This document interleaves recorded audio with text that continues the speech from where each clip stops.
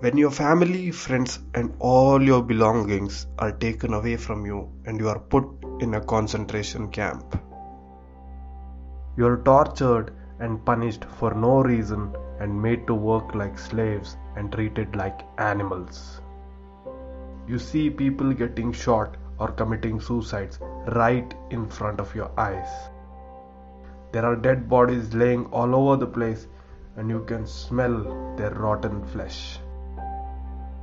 Every day is the same and there is no sign of hope or humanity, and you know this is not going to end anytime soon and there is no escape. Seeing all this, will you still be able to continue living? Will you still have the strength to face life? Will you be able to smile, laugh, or feel happy in these inhumane conditions? These are the few questions that might come to your mind when you see the 1997 film Life is Beautiful.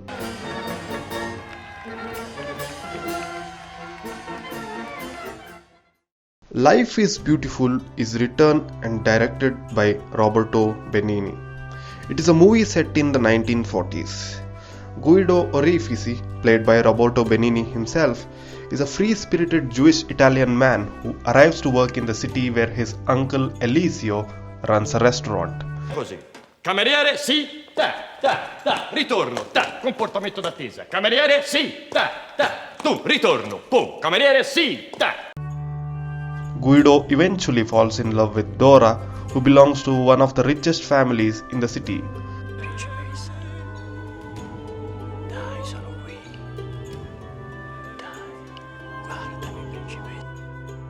Soon Dora also falls for Guido.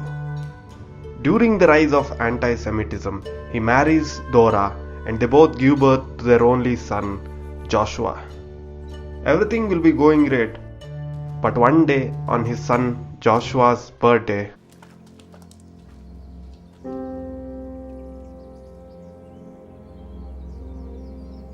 Guido and Joshua are forcefully taken by the Germans and are sent to a concentration camp. The movie captures how Guido makes sure that his son Joshua is not exposed to the horrors of the concentration camp, and how he keeps his son not only safe but also happy and entertained even in these terrible conditions. Is it really possible? How can a man see all this and still be able to have a smile on his face?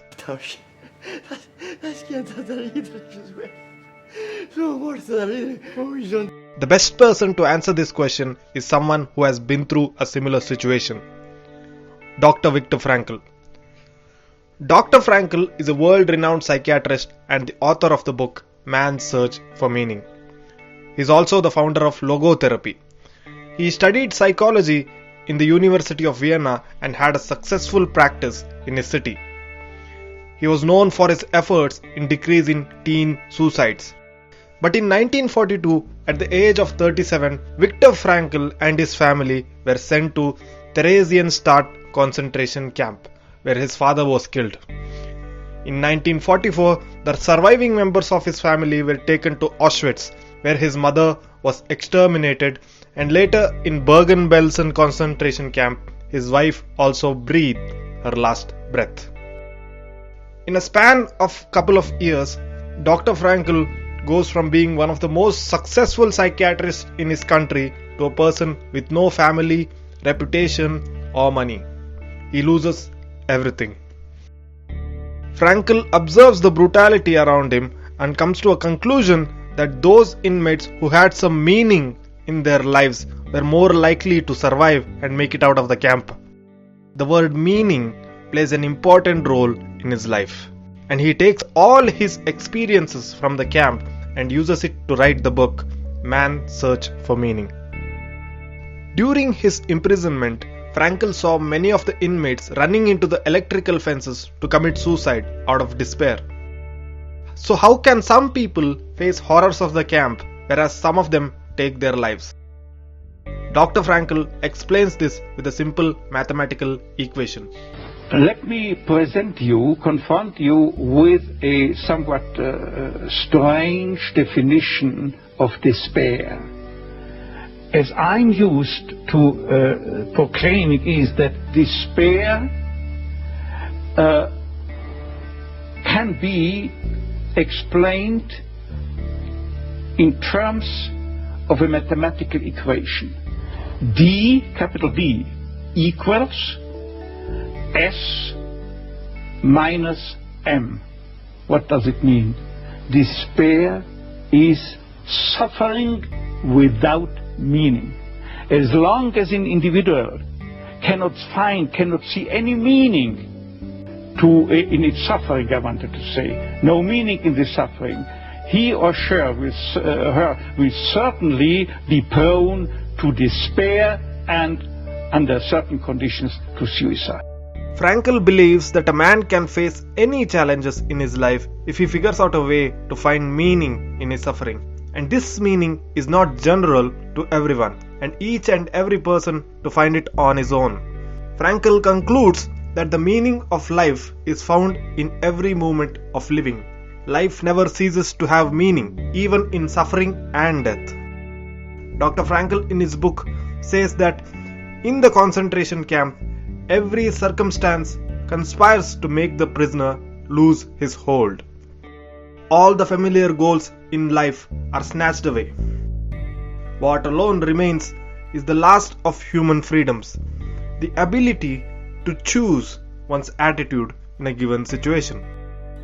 In the movie, Guido finds meaning in keeping his son safe and protected so that after the war ends, they both can go back to their normal life. And this drives Guido to make his son believe that the entire concentration camp is actually a game and there's a big prize to be won if they win it. Però se si vince si prende il primo premio. Non dici che premio è? Il primo premio, te l'ho detto. È un carro armato. When other inmates have lost all their hopes and are living in sadness, in despair, Guido's optimism is still intact till the end because of his attitude towards life. Similarly, Dr. Frankl found meaning in reconstruction of his manuscript that was destroyed in Auschwitz. He used shorthand and scribbled on tiny scraps of paper to write his manuscript. He says that every day, every hour offered the opportunity to make a decision which determined whether you would or you would not submit to the powers which threaten to rob you of your very self, your inner freedom. Even though conditions such as lack of sleep, insufficient food, and various mental stresses may suggest that the inmates were bound to react in a certain way, it became clear that sort of person the prisoner became was the result of an inner decision and not the result of the camp influences. Frankl also discovered that by making his fellow inmates have a future goal in mind gave them tremendous inner strength while suffering. He says, it is a peculiarity of man that he can only live by looking to the future. Guido also faces a lot of struggles in the camp.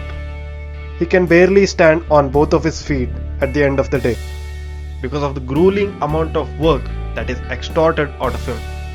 But even after all this, he still manages to be cheerful and happy in front of Joshua. L'uomo piangeva, ha detto che quando ci vuole i bottoni e il sapone. Giosuè, ma ci sei cascato! Ci sei cascato un'altra volta! Guarda, eppure ti facevo un ragazzino pispo, furbo, intelligente. I bottoni di sapone con le persone! Ma sarebbe il colmo dei colmi! Here we can see how even after facing such external conditions, Guido's inner freedom is still intact, and he decided not to get influenced by camp's conditions. Guido has a goal. He always looks at the future and believes that the future is going to be bright. And that is why he was able to resist the urge of giving up like his fellow inmates. In one of the classic scenes of the film, Guido and Joshua will be going back to the hostels, and on his way, Guido sees an announcement mic. Guido and Joshua go and announces his and Joshua's well-being. Buongiorno principessa! Stanotte t'ho sognata tutta la notte! S'andava al cinema e c'avevi quel taglierino rosa che mi piace tanto! Non penso che a te, principessa! Here we see how the character Guido is always targeting the future, and this gives him strength to do things that others are scared of doing. So, is it possible for anyone to become like Guido? Frankl remembers two cases in his book where two of his fellow inmates talked about committing suicide as they had nothing to expect from life. In both cases, it was the question of getting them to realize that life was still expecting something from them. Later, Frankl found out that one had a child waiting for him in another country, and the other was a scientist and had written a series of books that needed to be finished. These two reasons gave them both strength to forget the idea of suicide and face anything that comes at them. The book Man's Search for Meaning and the movie Life is Beautiful has impacted millions of people and changed lives. Both the book and the movie teaches us how to face any challenging situations and inspires us to smile and laugh even in the most unfavorable conditions. Thank you for watching the video. Please share your thoughts on the comment section, and for more videos like this, please subscribe.